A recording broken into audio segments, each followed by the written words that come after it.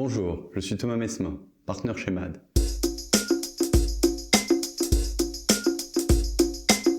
Dans la quatrième et dernière partie de notre étude Luxury Fast Forward, nous traitons du sujet du client en nous focalisant sur deux populations, les ultra-riches et le client américain. Aujourd'hui, nous souhaitions aborder le sujet du client américain. Les perspectives de croissance du client américain agitent les débats au sein de l'industrie du luxe depuis plusieurs mois. La question consiste à comprendre si la très forte croissance de ce segment observé ces dernières années était un phénomène conjoncturel ou si à l'inverse, cette dernière s'inscrit dans un nouveau paradigme annonçant pour l'avenir une croissance forte et durable. La très forte croissance du marché américain s'est surtout concentrée sur la période 2019-mi-2022 avec un marché qui a grosso modo doublé en 3 ans. Cette croissance a été drivée en large partie par 3 moteurs que nous pouvons analyser sous le spectre de l'émergence de 3 profils clients. Premier profil, les clients des nouveaux territoires géographiques. Le luxe américain s'est longtemps cantonné à quelques villes clés des côtes Est et Ouest, le centre des États-Unis étant considéré comme un luxury no man's land. Hors de ces villes clés, le marché était très limité, à la fois par un manque d'intérêt des clients nourri par une absence d'offres, peu ou pas de boutiques, les deux sujets étant probablement largement corrélés. En effet, même dans des économies développées, telles que les États-Unis, et même auprès de populations aisées, l'appétit pour le luxe n'est pas inné. Cela présuppose une culture luxe pour comprendre la proposition de valeur qu'offrent les maisons. En étant un peu provocateur, on pourrait parler du besoin d'être brainwashé au luxe pour faire naître le désir pour ces produits. Dans un esprit cartésien américain, où la notion de value for money est forte, il est très compliqué de faire naître le désir pour le luxe sans une compréhension fine de la proposition de valeur de ces produits. Statut social, qualité des produits, exclusivité, durabilité. Pour développer la culture luxe de ces consommateurs américains non convertis, les acteurs du luxe ont développé un meilleur maillage du territoire américain, au-delà des deux côtes, en ouvrant des points de vente de taille significative dans ces villes, jusqu'alors délaissées. Ces boutiques ont permis d'immerger les clients locaux au sein de l'univers du luxe et de l'ADN de chaque maison afin de les sensibiliser à la proposition de valeur du luxe. Le succès a rapidement été au rendez-vous et il n'est pas rare de retrouver des villes au-delà des usual suspects parmi les boutiques les plus génératrices de chiffre d'affaires, comme Houston, Dallas ou Atlanta. Deuxième profil, les jeunes. L'émergence du poids des plus jeunes s'explique en partie par des stratégies marques et produits davantage en ligne avec les aspirations et les pouvoirs d'achat de cette population. Fort coup de projecteur sur des catégories de produits plus accessibles, notamment sneakers et accessoires dans la fashion, ancrage lifestyle en mettant à la tête des directions artistiques des icônes culturelles américaines, Virgil Abloh, Pharrell Williams, Matthew Williams, et mise encore plus en avant d'ambassadeurs américains iconiques dans les campagnes, Beyoncé, Jay-Z, Ryan Gosling, Rami Malek, etc.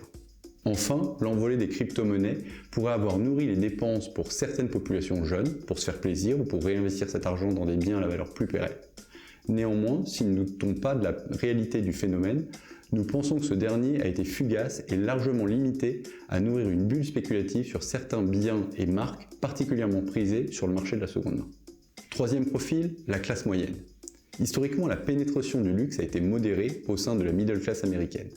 Le manque d'attrait de cette classe de la population pour le secteur s'expliquait en partie par le manque d'attrait de cette population pour les maisons de luxe.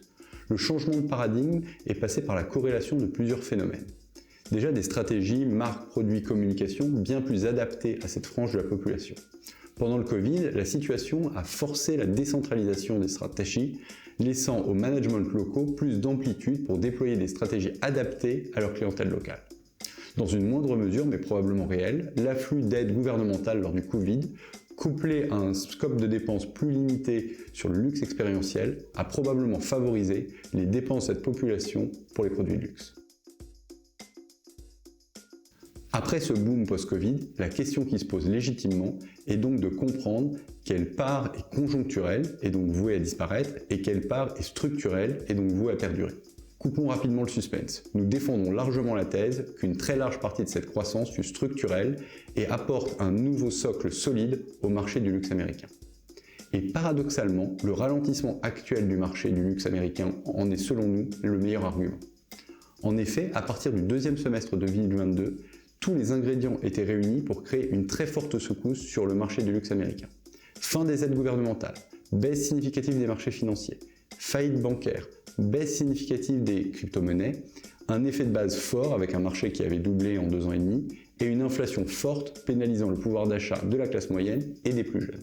Évidemment, il y a des soubresauts avec des taux de croissance très volatiles, parce que le client américain est particulièrement on-off dans les cycles économiques. Mais c'est justement parce qu'il est on-off que le repli du marché américain aurait dû être massif si l'envol du marché avait été simplement conjoncturel.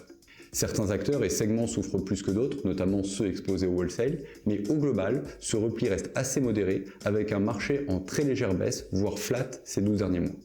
Même après la phase de croissance 2019 et 2022, le marché du luxe américain reste sous-représenté sur la scène mondiale au regard de certains indicateurs macroéconomiques. PIB par habitant, taille de la classe moyenne, nombre de high net worth individuals. Sur les prochains mois, les soubresauts resteront probablement d'actualité, le niveau de confiance des ménages américains restant largement impacté par une croissance économique modérée, une incertitude politique avec une élection présidentielle en novembre 2024 et un contexte géopolitique mondial tendu. Le luxe est une drogue dure. Ceux qui ont goûté ne sont pas prêts à renoncer rapidement à cette nouvelle image que le luxe leur a donnée d'eux-mêmes, encore moins dans un pays où l'apparence est reine. À moyen terme, les fondamentaux restent solides et la conquête du consommateur américain est loin d'être achevée et passera par les mêmes leviers.